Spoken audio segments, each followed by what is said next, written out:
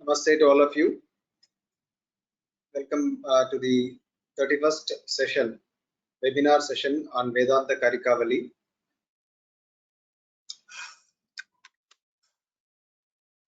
Should be able to hear me better now. Welcome to the 31st session of Vedanta Karikavali. Let us go through the invocatory prayers.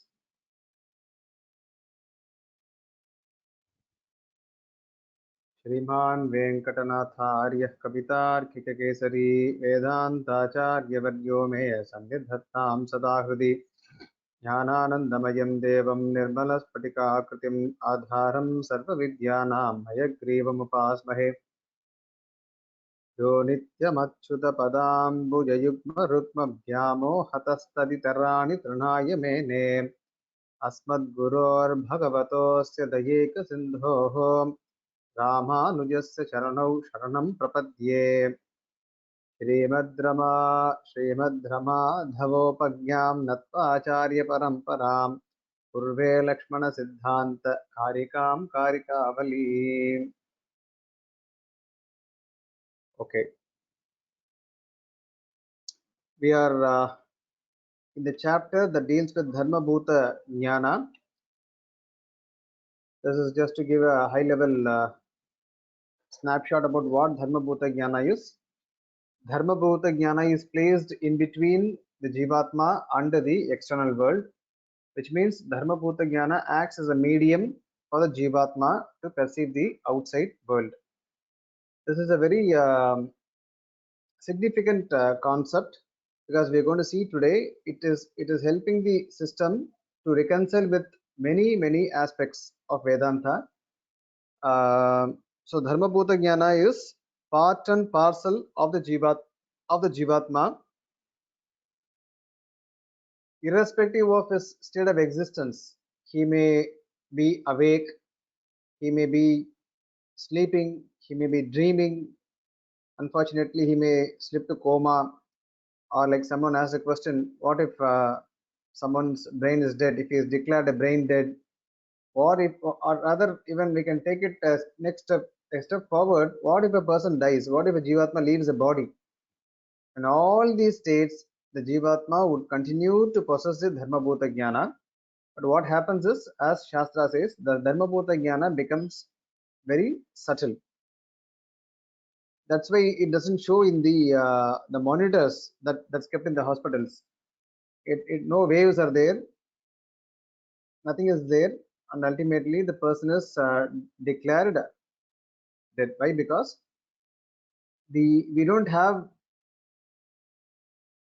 or we have to assume this way, we don't have those equipments yet to detect the presence of Dharma Bhuta Jnana when a person is not awake and not dreaming, because even in deep sleep it becomes difficult to detect the awareness, basically. Okay, now today I've got many visually entertaining slides. For a change, you won't find, or rather you would find many slides that have some pictures. What is this Dharma Bhuta Jnana? Now this Dharma Bhuta Jnana is basically everything. Whatever emotions we have, whatever names that we give to our states of mind, on the top you would find all positive emotions. I mean, experiences in general, memory, bhakti, compassion, righteousness, happiness, desire, etc. etc. On the bottom, you would find these states of mind: passion, anger, greed, hatred, ignorance, sadness, etc. etc. All these are nothing but the modification of Dharma Bhuta Jnana.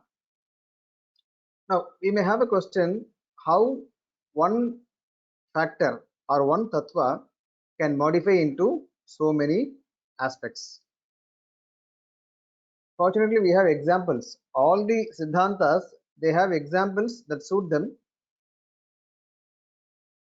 Some of us might have studied science in schools, and we have come across this concept of prism, placing a glass prism in the midst of a white beam of light. That because of the property of the prism, single light, white light, it seems homogeneous, On the other side, it comes out in different colors: red, orange, yellow, green, blue, indigo, violet, etc. In the same way, you have Dharma Bhuta Jnana on the left side, and the prism is exactly, you can call it as our karma or the Papa Punya Vishesha or Punya Papa Vishesha, and then influence of gunas of Prakriti.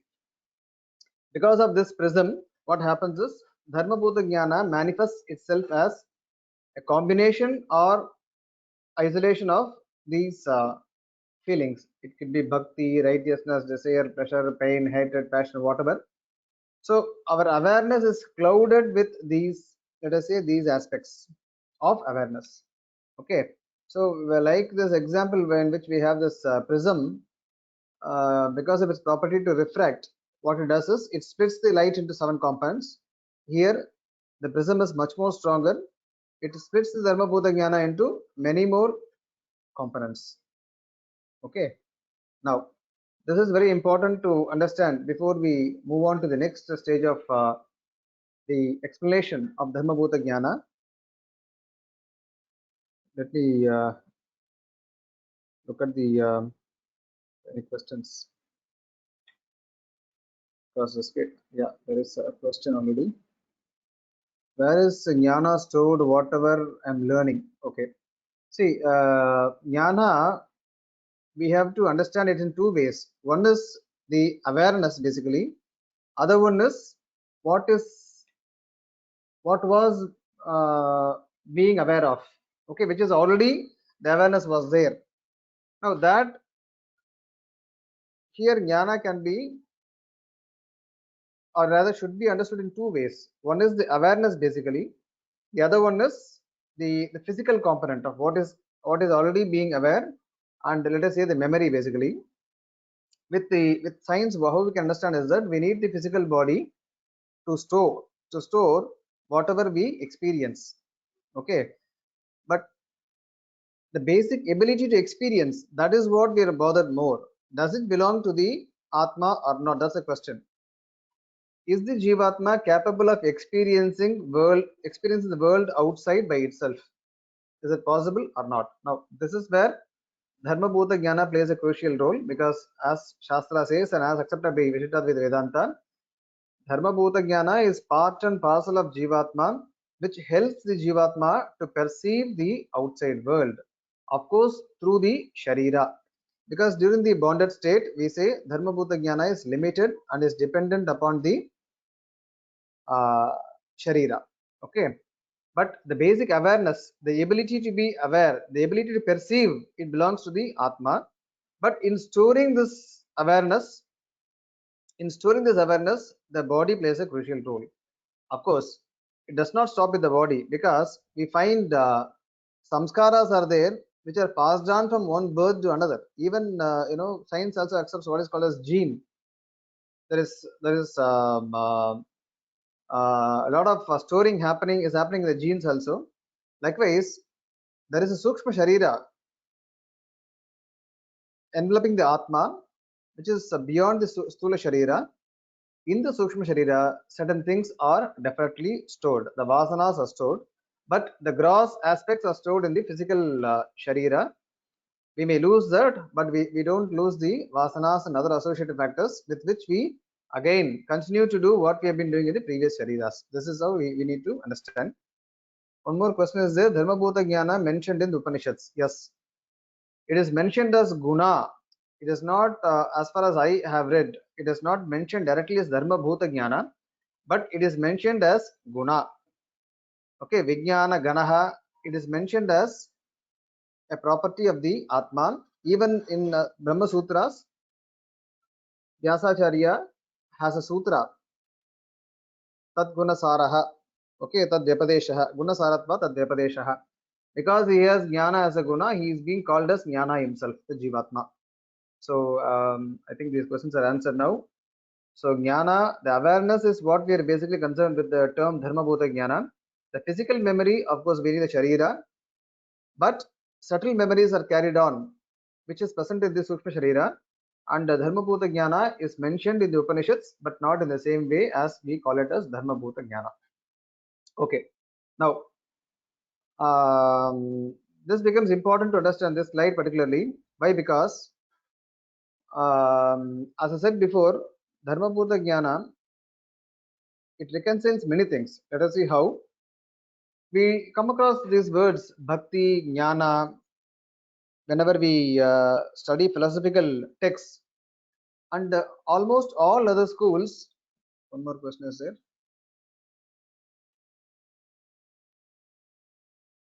I think you answered. This is see the physical storage is in the brain.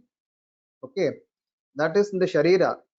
But the subtle aspects of memory are stored with the instincts. Basically, are stored with the with the subtle body, which manifests when there is a stula sharira later. Okay, because I keep getting this question again and again.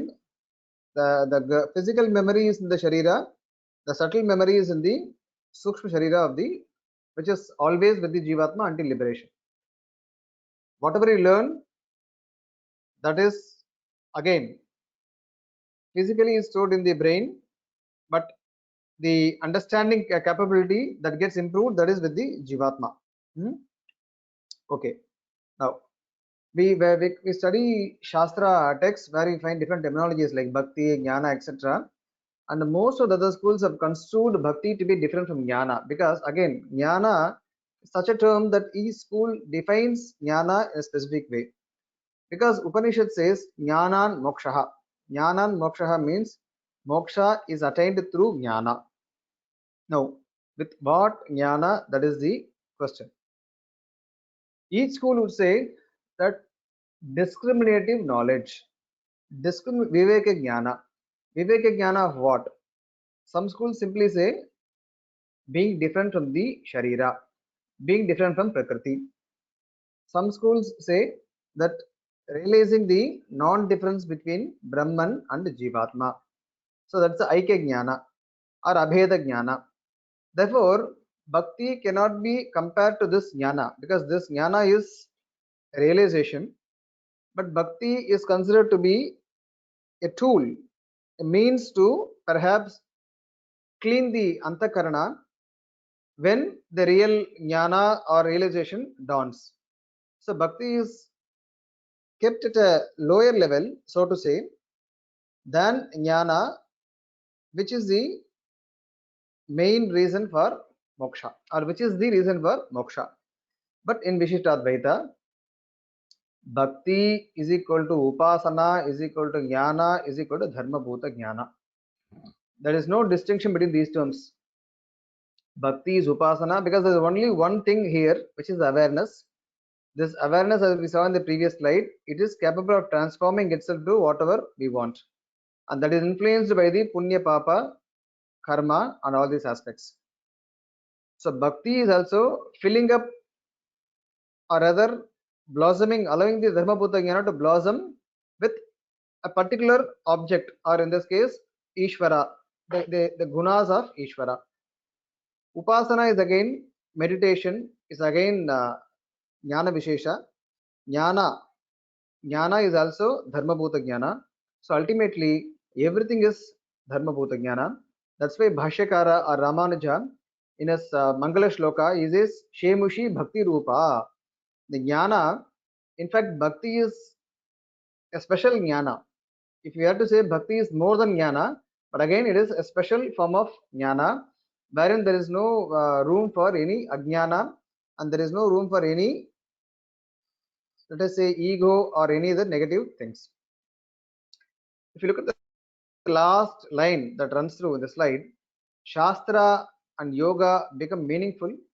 Atma Sakshatkara becomes meaningful with Dharma Bhuta Jnana. One of the difficulties with which other schools face is that when Shastra, when they give injunctions as to looking at the Jivatma, you should do this, you shouldn't do this. If you accept in your school that the Jivatma does not possess a jnana as a guna, it only belongs to Sharira, then it becomes difficult to reconcile this aspect. How can Shastra command an Achetana? Like we can command only a person who is able to understand. Of course, each school would have its own answer, But here it becomes very clear because Jivatma possesses Dharma Bhuta Jnana. So he is sentient, he is aware, he can understand. So Shastras look at him and command, do this or don't do this. Okay. So this becomes a straightforward reconciliation rather to not to find roundabout ways to let us say substantiate the meaningfulness of Shastra. Shastrartatvat, in fact, Karta Shastrartatvat, the Jivatma, this is a sutra in the Brahma Sutras. The Jivatma, according to Vishishtadvaita, is a Jnata, is a Karta, is a Bhokta. Is a, first of all, Jnata. Because he is a Jnata, he is a Karta. Because he is a Karta, he is a Bhokta. Now this makes full sense because without any awareness, one cannot act. Without acting, one cannot enjoy.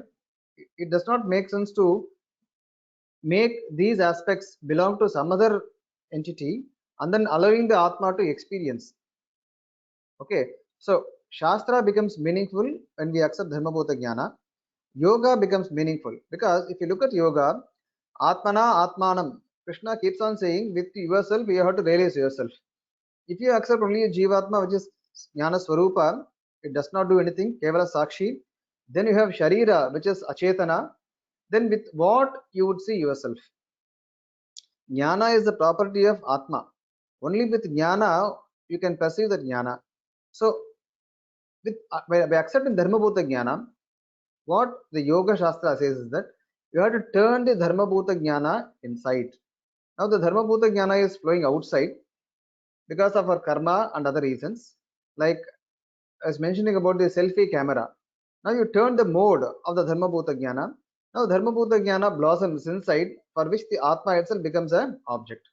Now that way Atma Sakshatkara becomes more meaningful. I see myself.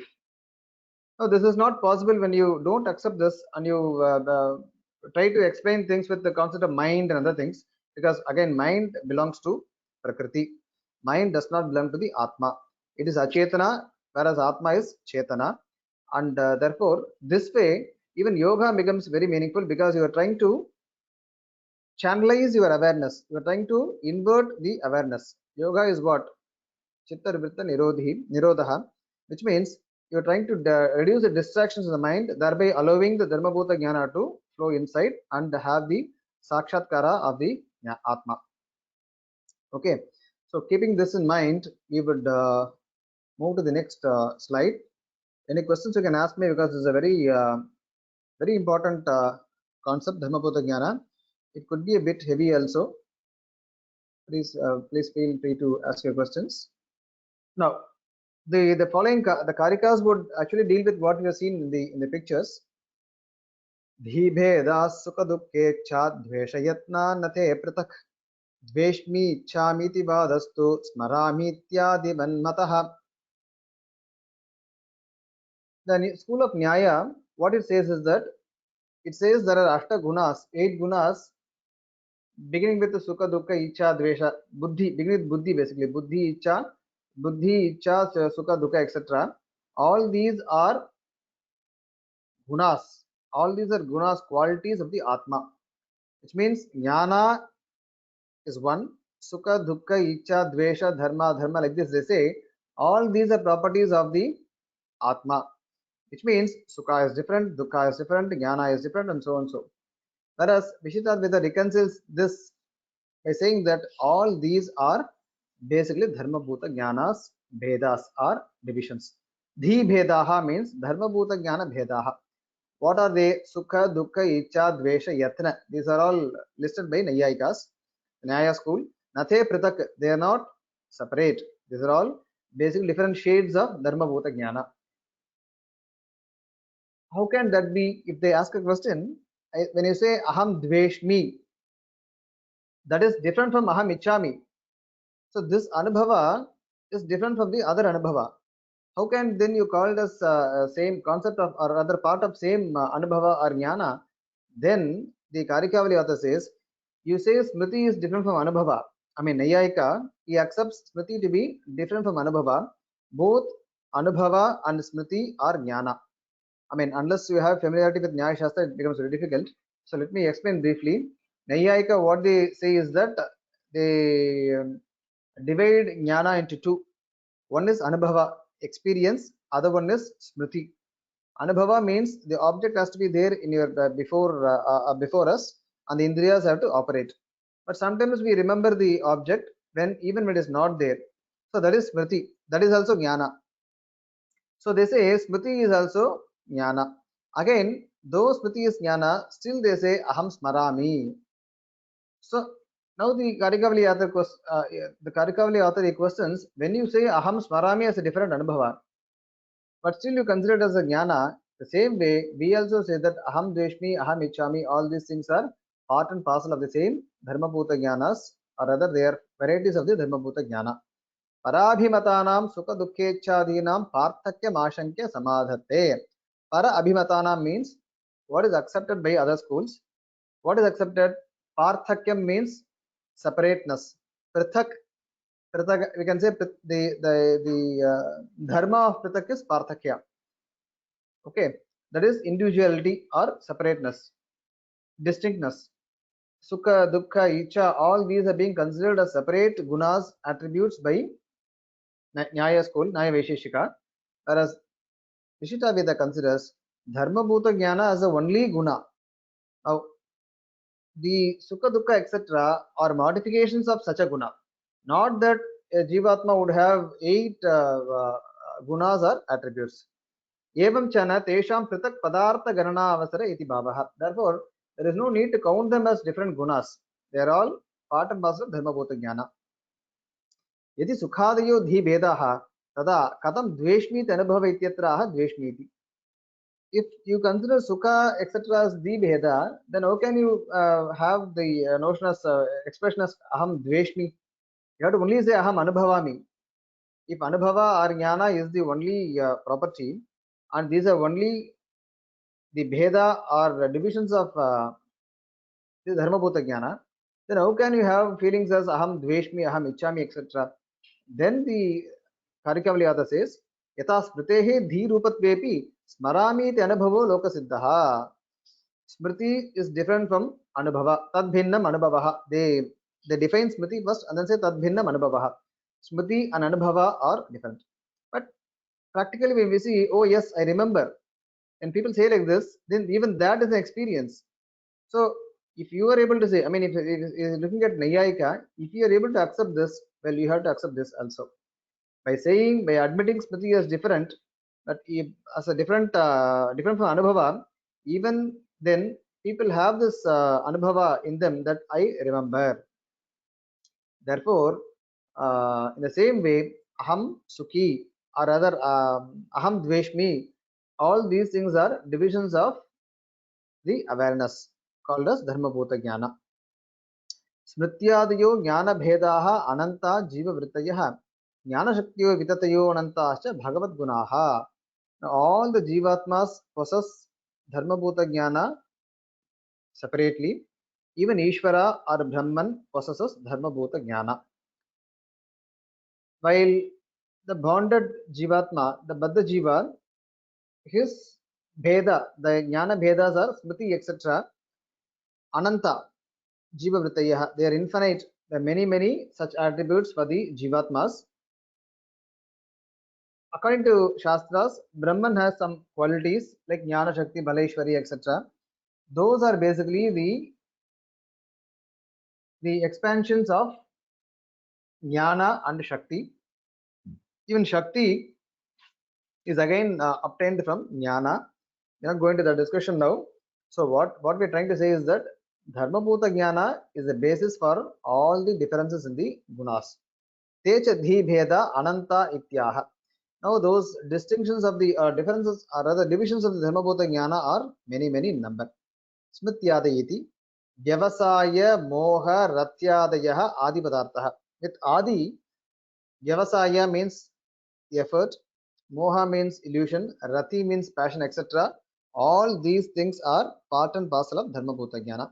Etechi Jiva Dharmaha. These are all properties of Jivatma. Atha Ishvara Dharmanaha Jnaneti. Yeah, this will be more helpful.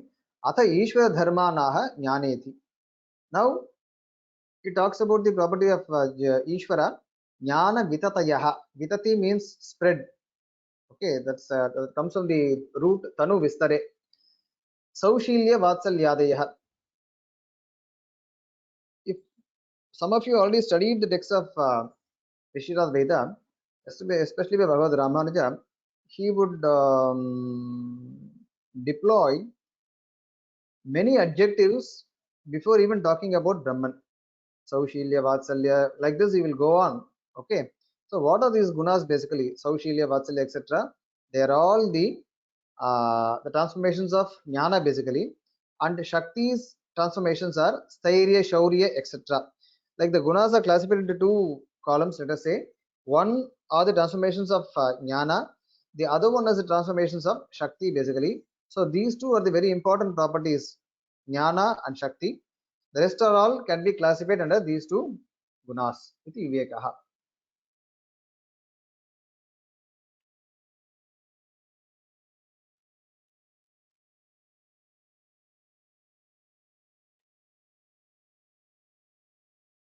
Just checking many questions. Okay. Questions are there. There is a question panel.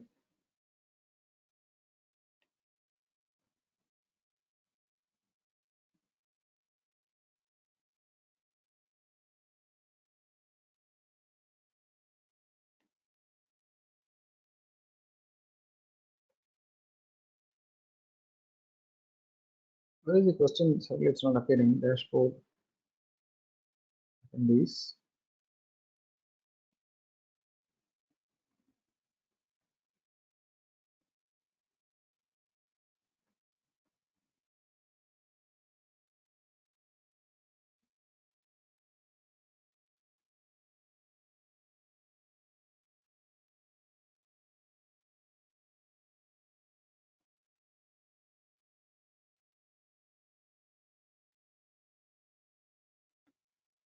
I'm not able to see the questions. Hello.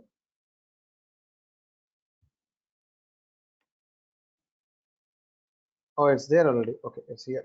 Yeah. Could you please change the slide to presentation mode? Okay, I think I did it without.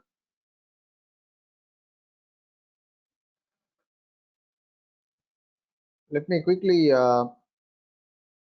show it in presentation mode.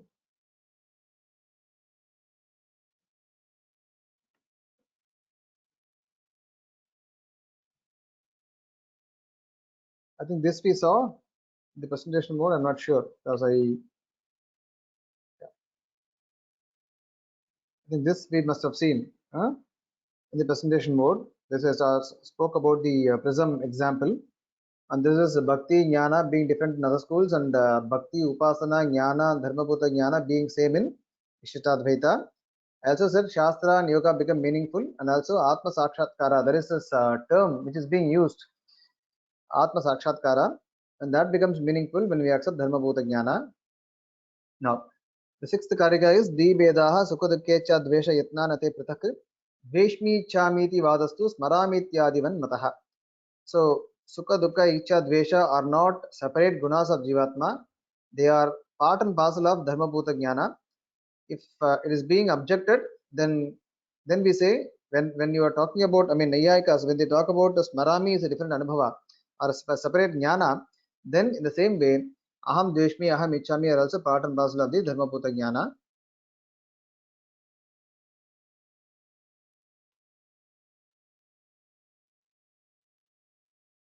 Matra Sparshastu is explained as contact to Dharmabhuta Jnana with Prakriti, does it affect Dharmi Jnana?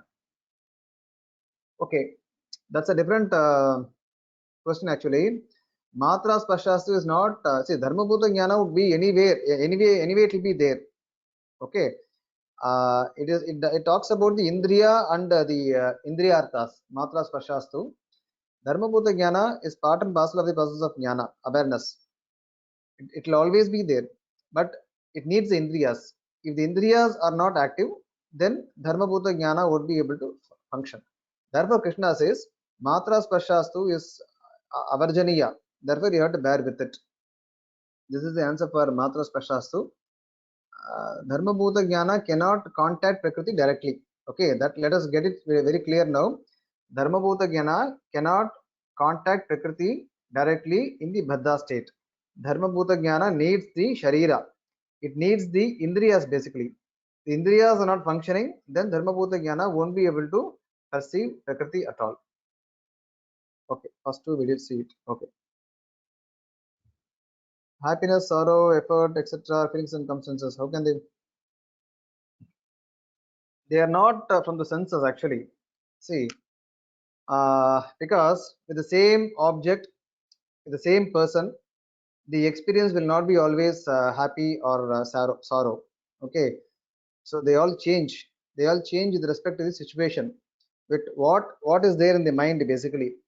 What is there in the jnana? If the jnana is already filled with something else, then the happiness, sorrow actually do not affect the jivatma. Yes, senses play a role. That's what matra spashastu. But it does not end with senses. See, if dharmabhuta jnana is not accepted, who is going to be aware now? See, just like in the computers, you have input devices.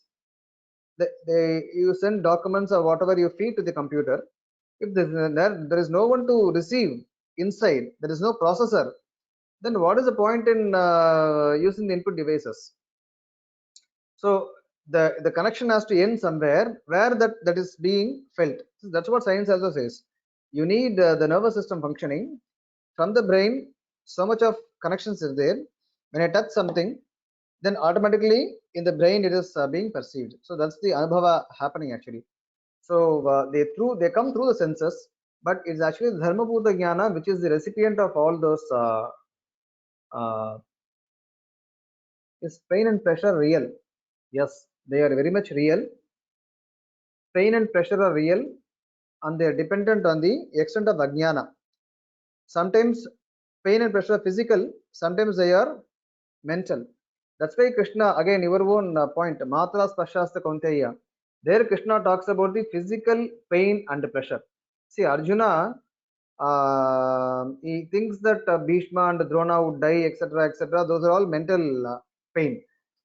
But then, when he goes to fight in the war, the the weapons of the enemy's camp would also hit him physically. So Krishna talks about those pain there, matra spashastu. So pains and pleasures are real as long as we are connected with the body.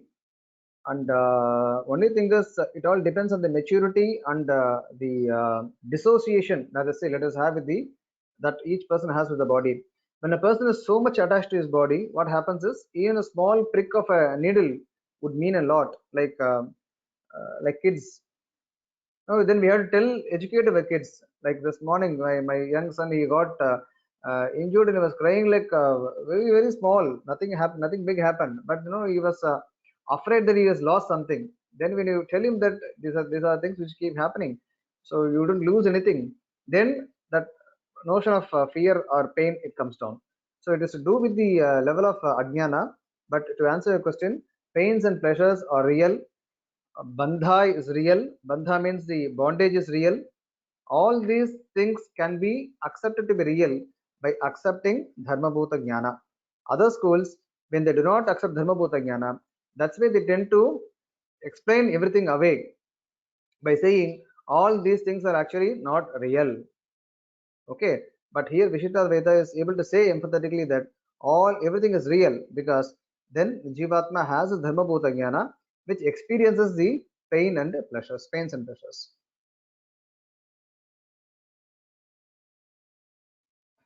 Okay. I mean, if you don't tell me that your question is answered, I wouldn't be convinced. You can, if it's not convinced, then we can take it up later. But anyway, okay, I assume if there is no further question on the same topic, I assume it's answered.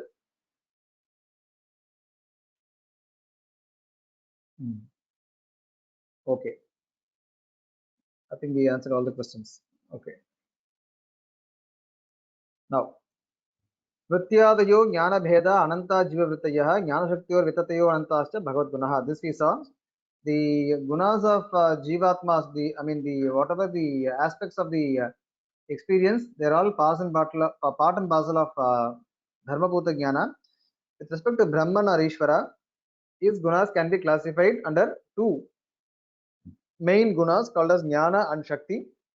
Saushilya Vatsalya would come under Jnana, and Stairya, Dhairya, Shaurya, all these things would come under, Stairya, Shaurya would come under Shakti. Okay. Now, this is very important to remember in Vishishtadvaita. Brahman or Ishvara is always Saguna. There is no concept of Nirguna Brahman. That is why we don't have this problem of commentating upon text in a different from a different perspective. Sometimes what happens is, to a person who is not convinced with Advaita Vedanta, if you look at the text, what will happen is, even though the Mula Grantha or Mula Vakya does not talk about Saguna Brahman or Nirguna Brahman, there the commentary would say, no, this is from the perspective of Saguna Brahma. So this is something which looks external to the text. But when we, of course, the same thing would happen to a person who is not convinced with Vishishtadvaita. But just saying that here the Brahman, Ishvara is always Saguna. Hence, it is easy to reconcile the Shruti text in a very straightforward and easy manner without having to resort to anything external. Now, this is very technical with respect to Vishishtadvaita Vedanta. Why? Because these two karikas, rather the 8th karika, it refers to a text by Bhagavad Ramanuja. Ramanuja has written 9 texts, basically 9 granthas, Nava granthas. Shri Bhashyam is the most popular and most or the largest text, let us say biggest text, which is a commentary to Brahma Sutra. Then he wrote Vedanta Deepa. Vedanta Deepa is also commentary to the Brahma Sutras, but not that extensive as Sri Bhashya. Then Vedanta Sara. Vedanta Sara is for beginners. It will deal only with Siddhanta. It will never get into Purvapakshas. So Sri Bhashya, Vedanta Deepa and Vedanta Sara, all three are commentaries to Brahma Sutras. Then Vedartha Sangraha. Vedartha Sangraha is a text in which Ramanuja has sought to explain the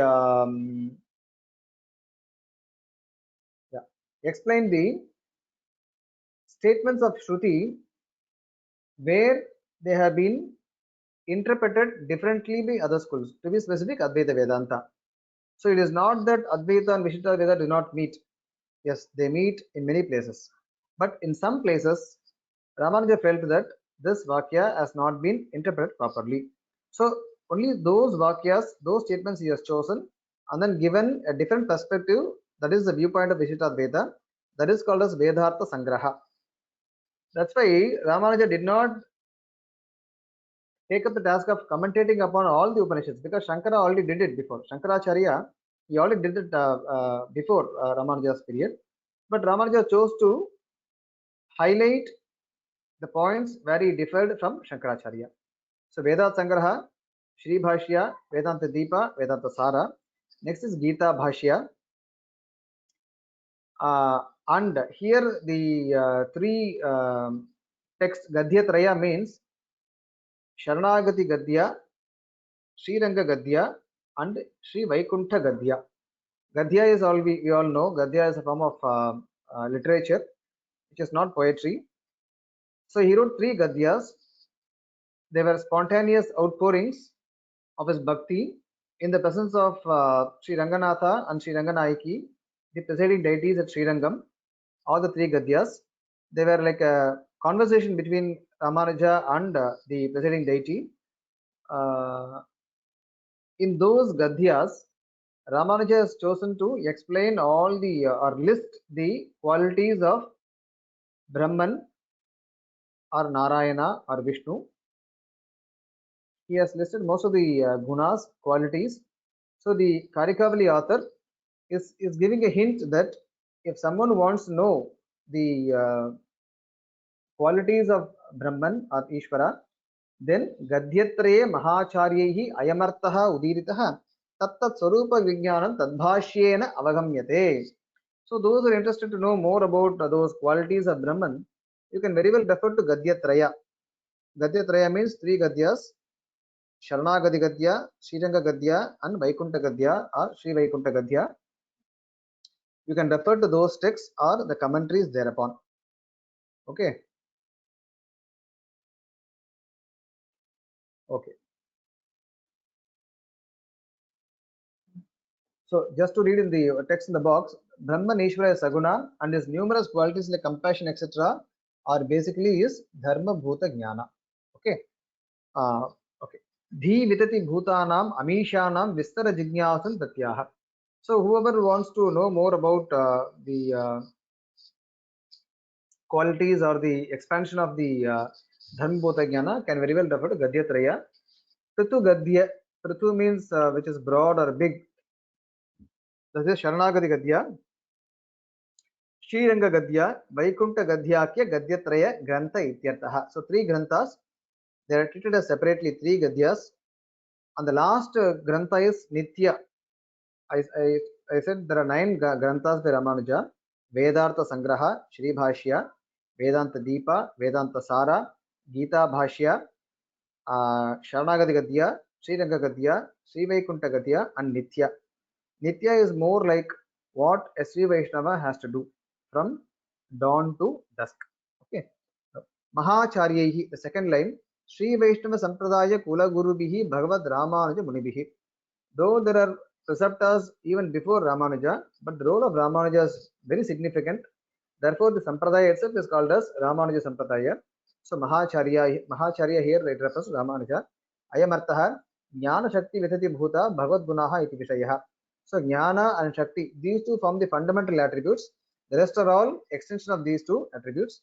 Udiritaha Vispashtam Prapanchitaha. It's being extensively explained. Tattat Swarupeti. Now the commentator here just he enters into explaining only a few very couple of gunas. Saushilya Vatsalyadi Guna Swarupa Ityartaha. Tad Bhashyena Gadyatraya Bhashyena Sri Vedanta Deshika Verichidana Rahasya Rakshakena. Vedanta Deshika, who lived around 750 years back, is considered to be the next great Acharya after Ramanuja. It does not mean that other acharyas were not great, but he is accorded much importance. He wrote a commentary to the three Gadyas, which is called as Rahasya Raksha. One can refer to that commentary as well. What is Saushilya? Mahataha Mandaihi Saha Nirandhrena Samshleshaha Saushilya. We often say, people refer to some people as saying, they're very friendly, very social. Now, people being social within their group is not a big thing. Mahataha, which means a great person who mingles with people who are not great. That is actually called as Saushilya. Here I just want to, just because it struck my mind. Yeah, time. Yeah, my own experience. Being an Indian, we are used to the differences in the society and how that affects the psyche of people. Like I'm superior, I'm not superior, and so on. So even if in companies, if you would go, if one walks in, the person who has joined, let us say, will have to extend the first. We will have to wish. He has to, basically wish his boss. Not a boss would come and say good morning to everybody. Very rarely. At least it's changing now. But I had an opportunity to work abroad. There, I was surprised because the topmost person of that organization, I worked in a corporate office there. The moment he comes inside the lift or wherever, he would wish good morning, everybody. So it does not matter who you are. That's a social structure, but it's just to recollect that, just to recall what Saushilya is actually. So you welcome anybody to your office and then say yes. Then you yourself try to pour some tea. Now that shows that you don't actually show the difference. But just in contrast, our society, we are all there's a lot of layering here. That Saushirya is sometimes very difficult to observe with the people. Just as a lighter moment, I shared it. So Mahataha Mandaihi Saha. People of great importance, they bend basically, like how Krishna, he chose to ride the chariot for Arjuna. Likewise. Sparakshaniya taya abhimateshu dosha tiraskarani pritihi vatsalya mityadihi ritya iti bhavaha. Now what is vatsalya means? The discarding of fault in the persons, in the person, one who has to in whom one has to protect basically. Like a cow is there, it has given birth to a calf, so the calf has to be protected by the cow. But we all know, in a just born calf, there will be a lot of mala. But then what the cow does, it cleans everything with its tongue basically. So it does not, it ignores the fault, or it ignores the dosha or the impurity or the mala in the calf. Why? Because it owns the responsibility to protect the calf. In the same way, Ishvara, what it does is, he ignores the faults of the jivatmas, and therefore that quality is called as vatsalyam. Okay, this riti, this way we have to understand all the gunas. Bhakti prapatti suprita Ishvaro mukti dhayakah Mukto atho bhakti prapattihi mukto parama karanam. Okay. The next karika, it moves to, though not directly related to Dharmabhuta Jnana, but it is related. It talks about the means to liberation. Bhakti and Prapatti, Bhakti Yoga and Prapatti Yoga, these two are considered to be the means to moksha, according to Visheshtadvaita. As we already said, everything else is Dharmabhuta Jnana. So Bhakti, Prapatti are also, in fact, variations of Dharmabhuta Jnana only. Therefore, the proposition of Bhakti and Prapatti as means to Jnana, means to moksha, does not contradict the dictum, which is accepted by everyone, that Jnana and moksha, because again, Bhakti and Prapatti are all forms of Jnana only, Dharmabhuta Jnana only. Now, though Bhakti and Prapatti are considered to be means, upaya, to attain moksha, it is actually Ishvara who gives moksha. Because moksha is a phala, and an achetana cannot give phala, only a chetana can give phala. Like, to give an example, in a company, when we work for companies, instructions are already given and the processing happens, the appraisal system, everything is there. So all these things can be considered to be achetana, the activity that we do. But ultimately, the chairman or a governing board would be there, which would approve or which would sanction the recommendations, performance appraisal, rating, bonus, whatever. So in the same way, Prapatti, Bhakti are all the modification of Dharmabhuta Jnana, which is again Achetana, but they themselves cannot get the moksha to the Jivatma. Ishvara, who is pleased with these efforts. So what he does is, he is pleased with Bhakti or Prapatti, and then he grants moksha. But Ishvara is also considered to be Upaya. Bhakti and Prapatti are also considered to be Upaya. Ishvara is the Mukhya Upaya, and Bhakti Prapatti are the Amukhya Upaya. Nevertheless, their roles are very important, because without Bhakti or Prapatti, Ishvara would not be convinced, or he would not be pleased. Therefore, Bhakti Prapatti Suprita Ishvaraha. Ishvara who is pleased with Bhakti or Prapatti becomes the Muktidhayaka. Therefore, Bhakti Prapatti hi Muktau Paramakaranam. So the foremost among the upaya or reason for mukti is Bhakti and Prapatti. Just checking where I can bring it to a logical conclusion.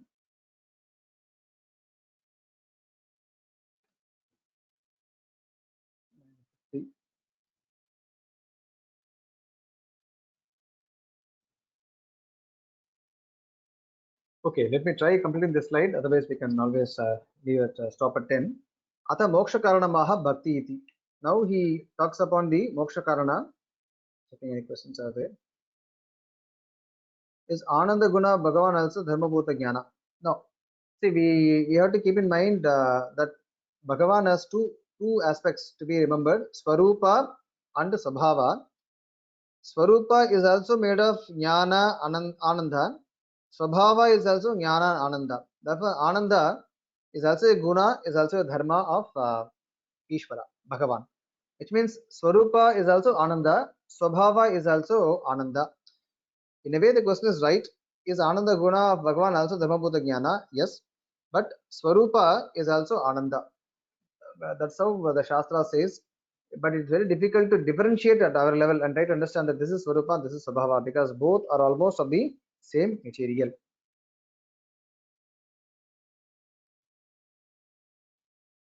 But Jnana and Ananda are considered to be two different aspects. That's why Shruti says Satyam Jnanam Anantam, and then Jnana, Ananda is also is being considered as a separate attribute. But yeah, technically we have to group it into Dharma Bhuta Jnana. Okay. Oh, sorry.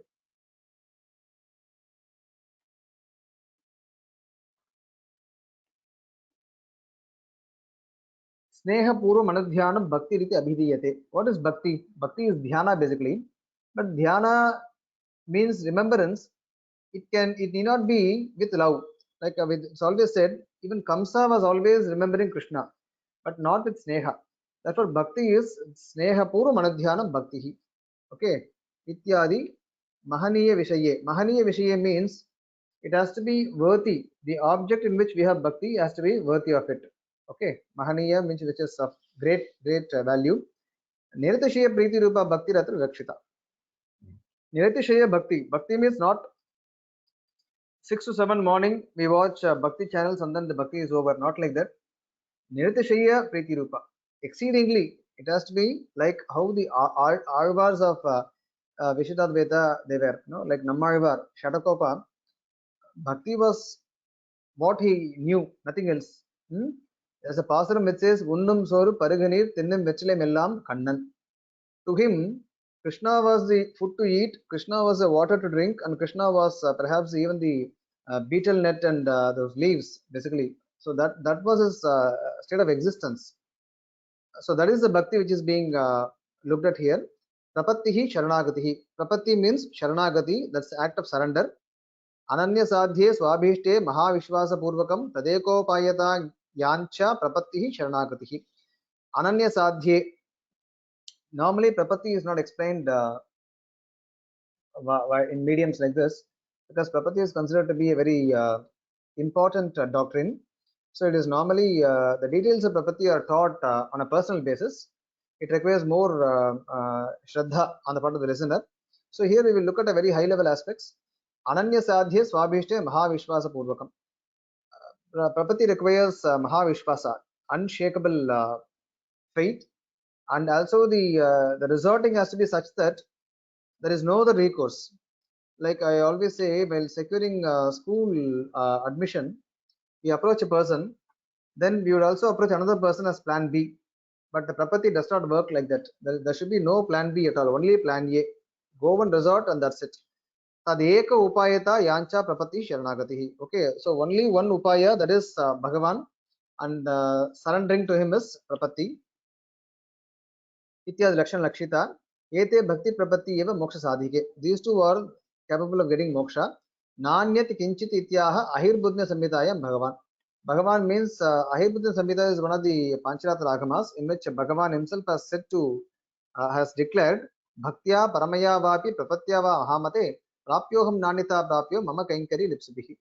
So he himself has declared that only through the bhakti or prapatti that I can be attained. So the Vishuddhadvaita does not accept any other upaya.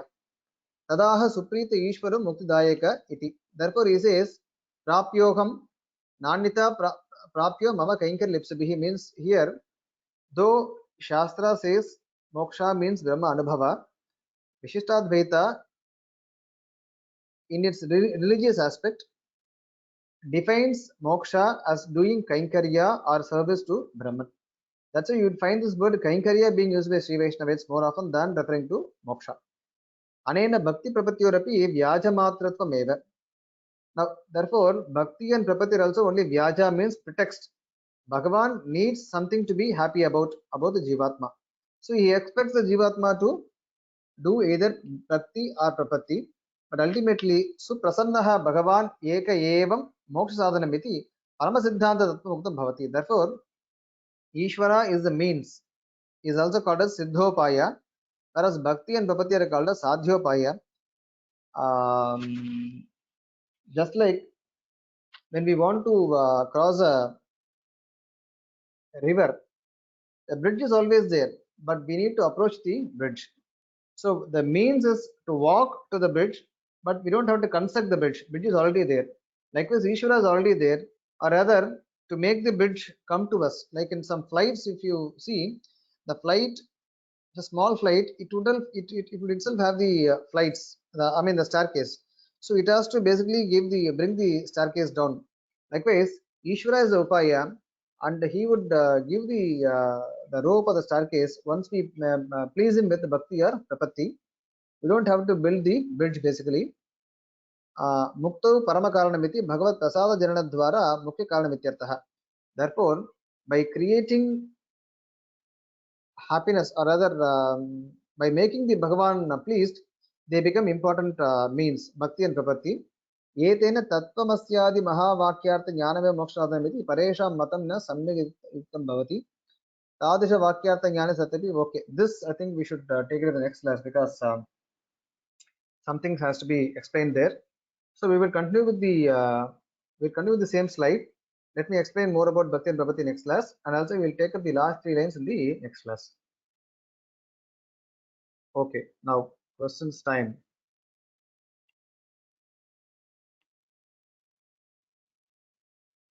Hello, sir. Hello.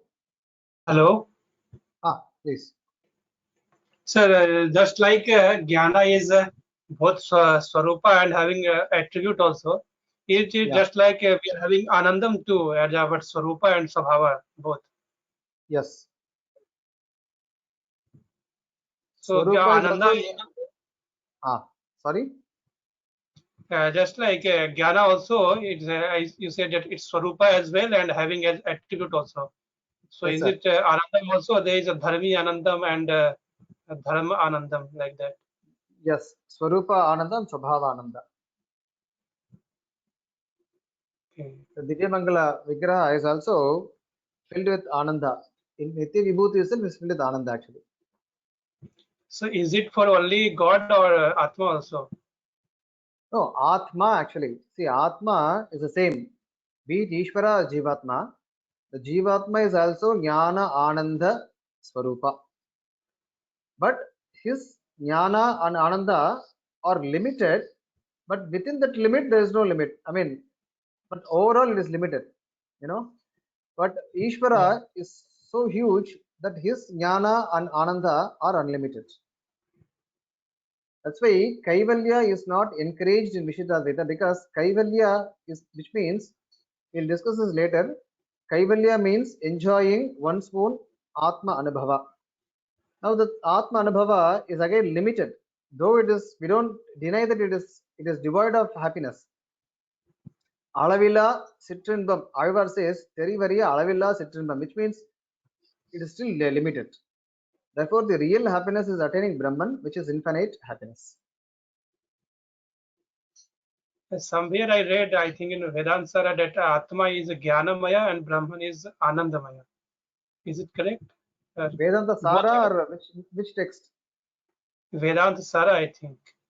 Vedanta Sara, I mean, Vishishtadvaita text or Advaita? Yeah, no, Vishishtadvaita text.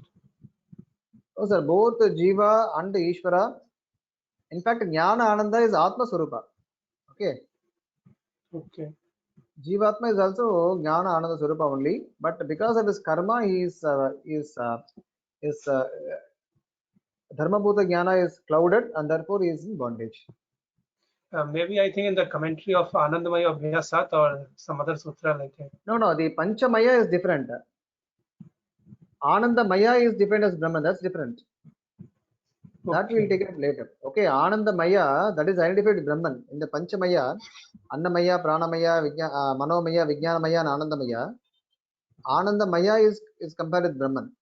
Vijnana Maya with Jiva. Yeah. Same. That is different. Okay. Thank you, sir. And we come across two terms which confuses Swarupa Nirupaka Dharma and Swabhava Dharma like this. Yeah, that we'll see. I think in the Ishwar Nirupana it will be there. Otherwise, we'll discuss that. Swarupa, Okay. Nirupaka, and Nirupita Swarupa Dharma. We'll see that. Yeah. Okay. I think it is there. It's going to come now. We'll see. The next classes we'll see. Oh, like sir, you said that pains and pleasures are real. Yeah. Is it that the Dharma Grita Jnana that we are having here is the same that we will be having there in the Nitya Loka also? Yes, sir. It's the same Dharma Bhuta Jnana we have here as well as over there. But here what happens is because of Ajnana, we have mistaken the body to be our Atma. And whatever changes happen to this Atma, okay, we perceive it as Sukha and Dukkha. But the moment what Shastra says is the moment you perceive Atma to be Atma, I am not the Sharira, and whatever changes happen to the Sharira does not affect you. So therefore, Sukha and Dukkha ultimately it transforms to the mental mode basically. But as long as we are bound with the Sharira, it is physical because we are not able to have that real awareness that I am not the Sharira. Like you have a car, your neighbor has a car, both the cars look alike. You see a car which is burning on the road. The moment you think it's my car and it's burning, you are so sad. Then someone tells you that it's not your car, it's neighbor's car. Then you feel happy because then you realize it's not your car which is burning. Same way, when the notion goes off, Shastra says, Krishna says, in fact, that Sukha and Dukkha also they go away. And there is only original Sukha, which is happiness. Ananda Yeah, Swarupa. because in Advaita, that Atma is never feels Sukham and Dukkham. It's Atma is never. It's due to only Prakriti only. Atma is not never affected by Sukham and Dukkham in actual sense. Exactly. But So, here we what in the accept. system? Okay. Yeah. Here, bondage is real. Therefore, the experiences during bondage are also real. But only thing is it is due to Ajnana. When we attain Jnana, then all those experiences do not actually affect us. Okay, thank you, sir. And thanks for the today lecture. It's something that I loved the most until date. A very enlightening lecture today. Thank you. Let me move on to the next person. Hello. Yeah. Hello. Yeah, this is Devanathan. Yes, sir. See, whatever I want to say, already some other person has told this Swarupa Nirupita Dharmangal and Nirupita Swarupa Dharma. Yeah. Swarupa Dharmangal that he has already mentioned. You are going to cover it in the forthcoming classes, no? So that's what I wanted to say about it. See, both are the Swarupam, whereas even in our Visishtadvaita subsect, and the Swarupam is totally debatable. No? Swarupam, if somebody is going to ask for moksha, that is called Swarup Rashta. So there are some differences in the school. I think that you will explain that in due course. But I will not go into explaining the differences within the school because that's not in the purview of the text anyway. But that can be taken privately.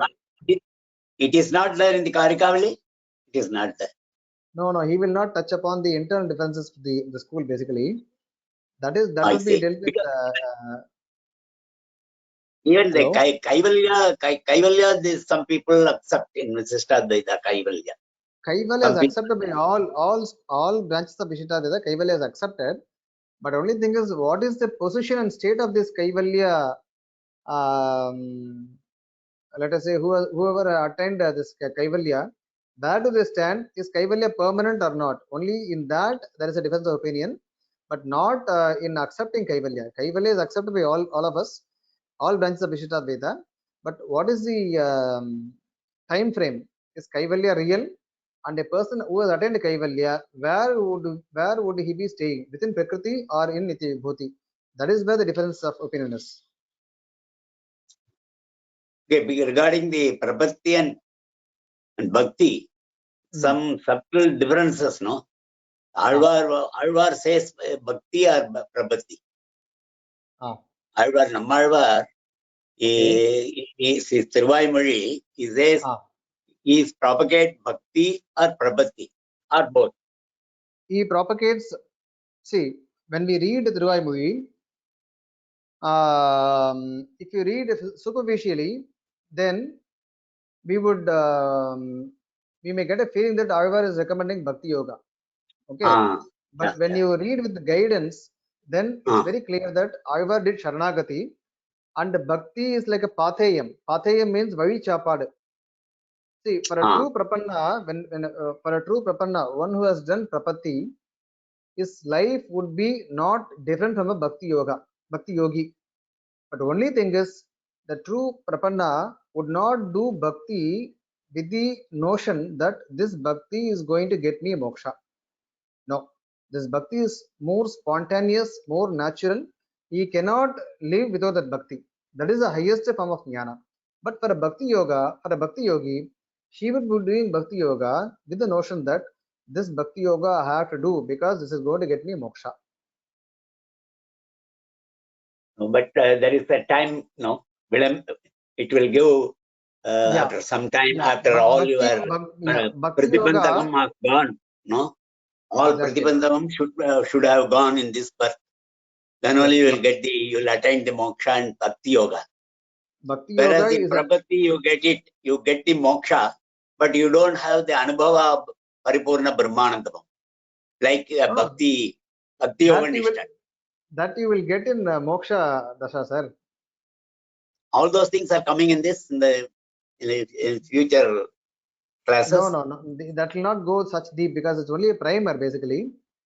And it will not deal with such basic or fine aspects of the Sampradaya. I see. Oh, okay. Then let me limit my questions. Yeah. Thank you. This Sattvarga Nishtan, Advarga Nishtan, Vedanta Desika says. So even the Bhakti Yogi does the Prapatti to ward off all the Pratibandha. Whereas the Prapannan does the Saranagati to get the Bhakti and have the same Anubhava as Bhakti Yoga in this birth itself, here itself. Exactly. Yes. Yeah. Right? Yeah. Prapatti when done for moksha is called as Advaraka. Prapatti when done for to fulfill Bhakti Yoga, then it is called as Sadvaraka. Okay. Thank you. Thank you. Okay. I hope there are no more questions. No hands raised.